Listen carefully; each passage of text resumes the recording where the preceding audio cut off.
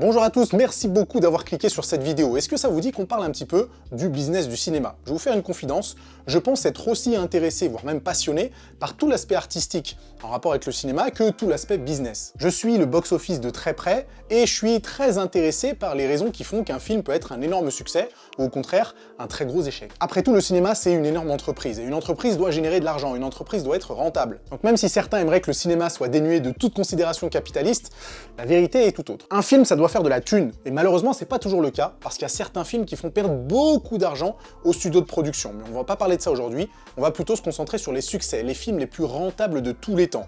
Attention, j'ai pas dit les plus gros succès au box-office.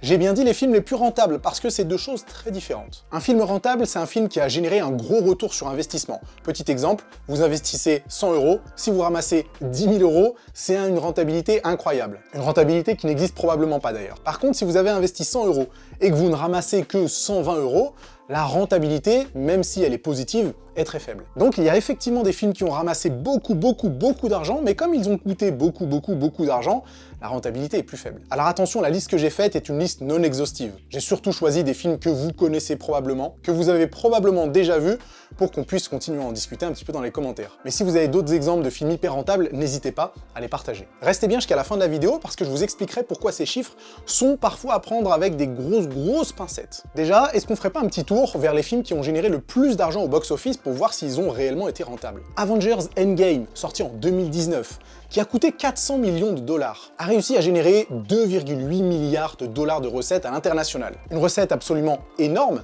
mais ce n'est que 7 fois le budget de production. Gardons les pieds sur terre, faire x7 sur un investissement, c'est quand même une bonne rentabilité, mais c'est bien loin des premiers sur la liste. Ensuite, Titanic, sorti en 97, réalisé par notre ami James Cameron, 200 millions de dollars de budget, 2,2 milliards de recettes au box-office mondial. On a un investissement multiplié par 10, 12, on est quand même pas mal. En faisant cette liste, je me suis dit qu'on allait retrouver James Cameron pas mal de fois, mais en fait pas du tout. Il y a un autre réalisateur qu'on retrouve de nombreuses fois, essayez de le deviner avant de le découvrir dans quelques secondes. Ensuite, passons à Avatar, premier du nom, sorti en 2009, réalisé aussi par James Cameron. 240 millions de dollars de budget, près de 3 milliards de dollars de recettes, 2,9 milliards. Des recettes qui représentent 12 fois le budget de production.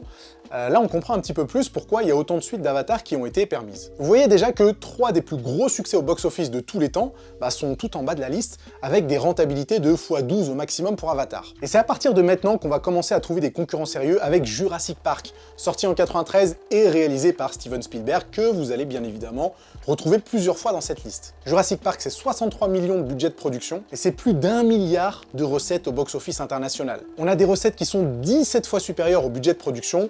On comprend pourquoi Steven Spielberg a eu le succès qu'il a eu. Je trouvais aussi intéressant de vous parler de Retour vers le futur, sorti en 85 je crois, réalisé par Robert Zemeckis. 19 millions de dollars de budget de production, pas trop cher, 385 millions de dollars de recettes. On a tout simplement 1 x 20. Des recettes 20 fois supérieures au budget de production, encore une fois, ça nous permet de comprendre pourquoi il y a eu autant de suites, et pourquoi Retour vers le futur, c'est une saga complètement incontournable de la pop culture. Un film que, peut-être, vous ne vous attendiez pas à voir dans cette liste, d'ailleurs je ne l'ai même pas vu, c'est La Passion du Christ, sorti en 2005 et réalisé par Mel Gibson. 25 millions de dollars de budget, 625 millions de dollars de recettes à l'international. Bon, avec un sujet aussi universel, on comprend que ça ait fait autant de recettes, mais c'est quand même un gros coup gagnant, parce qu'on a des recettes qui sont 25 fois supérieures au budget de production.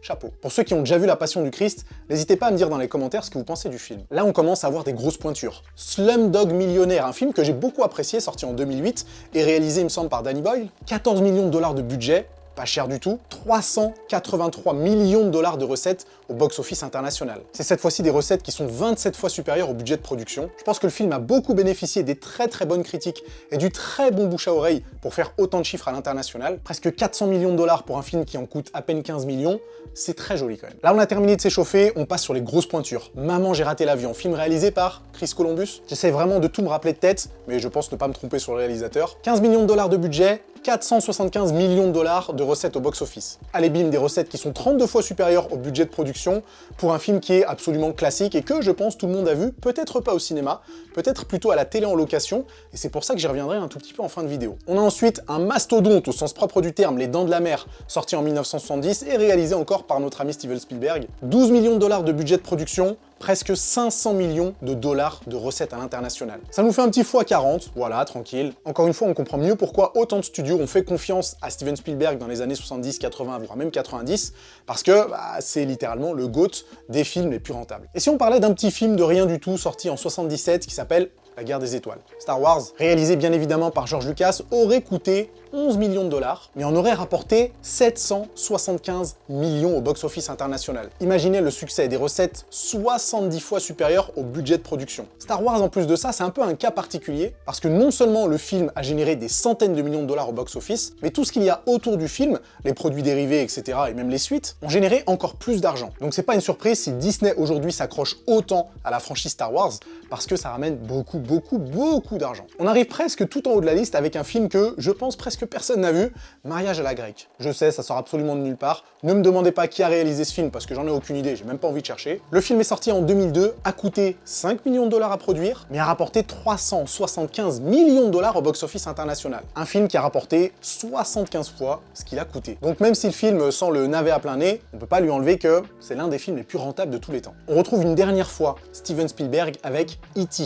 Film sorti dans les années 80, je me rappelle plus exactement de la date. Le film a coûté 10 millions à produire, il a rapporté 800 millions. Allez, c'est bon pour vous? Donc on a un petit x80 pour un film que tout le monde a vu et qui a bercé l'enfance de beaucoup d'entre nous, moi y compris parce que je suis un peu un boomer. En tout cas, vu le classique que c'est, on peut pas dire que c'est pas mérité. Ok, là on arrive dans le top 4. Et la 4e place, c'est Autant on emporte le vent. Même si le budget de production est un tout petit peu plus compliqué à calculer que les autres films plus récents, on y reviendra encore en fin de vidéo, le film aurait coûté 3,9 millions de dollars et aurait rapporté 390 millions de dollars. Le calcul est simple, x 100. En 3e position, on a un film qui a mis toute la concurrence KO, je sais, c'est un très joli jeu de mots, c'est Rocky. Rocky qui est sorti en 1976, qui a été écrit par Sylvester Stallone, et j'ai oublié le nom du réalisateur. Ce film a coûté 1 million de dollars et a généré 225 millions de dollars au box-office mondial. Imaginez le délire. Sylvester Stallone, qui sort de nulle part, arrive à nous pondre un film qui génère 225 fois ce qu'il a coûté. En plus de ça, faut pas oublier que Rocky, il a remporté 3 Oscars, dont celui de meilleur film, et Sylvester Stallone a en plus été nommé dans la catégorie meilleur acteur. Rien que pour ça, je pense que Stallone devrait avoir notre admiration à tout jamais, même s'il a sorti des navets un peu plus tard dans sa carrière. Ensuite, les 2 premiers du podium sont un peu durs à départager parce que ça dépend des sources qu'on consulte pour connaître le budget de production. En 2e place, il semblerait que ce soit le projet Blair Witch. Le film sorti en 2009 a coûté 600 000 dollars à produire et a généré 250 millions de dollars au box-office international. Donc le film a rapporté 415 fois ce qu'il a coûté. Vous imaginez le chiffre fois 415, un délire total. Et à la première place, on retrouve un film un peu dans le même esprit, Paranormal Activity. Le grand gagnant aurait coûté 450 000 dollars à produire et aurait généré 195 000 dollars de box-office à l'international. Là, c'est pas 415 fois, c'est 438 fois. Donc le film a rapporté 438 fois plus qu'il n'a coûté. C'est quand même une sacrée performance qu'on se doit un peu de saluer. Mais alors pourquoi tous ces chiffres sont à prendre avec des grosses pincettes? Premièrement, les chiffres que je vous ai donnés ne sont pas ajustés à l'inflation. Alors ça, c'est un peu le problème le moins important, parce que normalement, les ratios ne devraient pas changer, même si les sommes étaient ajustées à l'inflation. Par contre, on a un deuxième problème, un peu plus important, c'est que tous les budgets que je vous ai annoncés ne comptent pas le budget marketing. Et pour certains de ces films, le budget marketing est absolument colossal. J'ai trouvé un article qui disait que le budget marketing pour Paranormal Activity était de 18 millions de dollars uniquement pour les États-Unis. Donc si on prend ça en compte, malheureusement ça fausse tous les calculs et Paranormal Activity ne se retrouverait pas en première place. La première place reviendrait plutôt à un film du genre Mariage à la grecque où le budget marketing était proche de zéro. Le souci avec le budget marketing, c'est qu'on ne peut le consulter nulle part. On a juste des estimations sur plein de sites différents et ces estimations varient parfois du simple au double. Donc au final, c'est très compliqué de savoir exactement combien un film a coûté. Pour en revenir au cas de Paranormal Activity et du projet Blair Witch, c'était des films tellement amateurs qu'ils ont en plus été refaits. Apparemment, tout le son de Paranormal Activity a été refait pour, je crois, 500 000 dollars, ou c'est peut-être 150 000 dollars, quelque chose comme ça, mais c'est une somme assez importante. Et pareil pour le projet Blair Witch, il y a des petits ajustements qui ont été faits pour que le film soit exploitable en salle de cinéma. On a encore un autre problème, c'est que tous ces chiffres ne font pas la distinction entre box-office États-Unis et box-office international. Là, les deux chiffres sont mélangés pour avoir le chiffre le plus élevé possible. Mais j'en ai parlé dans une vidéo précédente,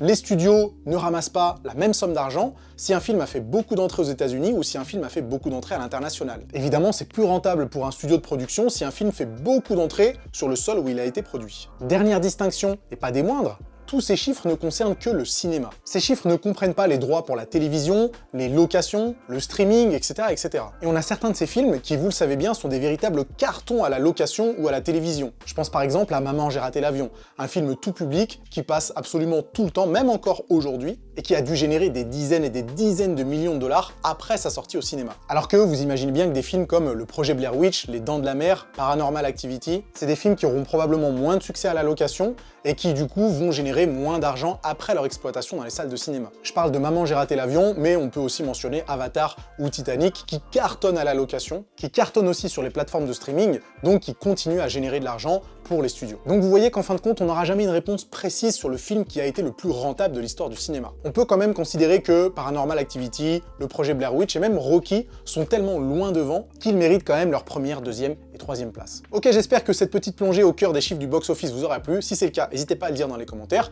et on se retrouve très bientôt.